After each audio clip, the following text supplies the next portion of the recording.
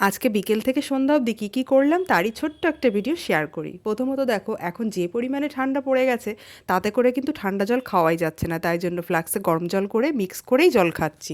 আর তারপর চলে গেলাম রান্নাঘরে ছেলের জন্য দুধ জাল করতে।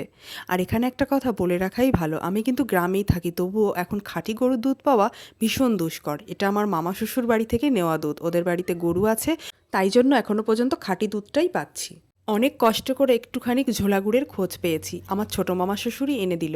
এই যে একটু আগে দুধের কথা বললাম, দুধ যেমন মেলা দুষ্কর, ঝোলা গুঁড়ো কিন্তু এখন মেলা দুষ্কর।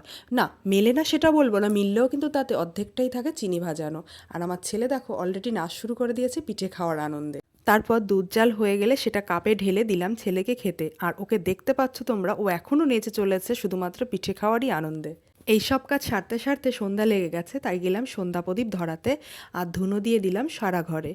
আর এর সঙ্গে তোমাদের সকলকে জানাই শুভ সন্ধ্যা এবং হ্যাপি নিউ ইয়ার। নতুন বছরটা সবাই খুব সুন্দরভাবে কাটাও, ভালোভাবে কাটাও, সুস্থভাবে কাটাও। ভালো থেকো, সুস্থ থেকো, টাটা।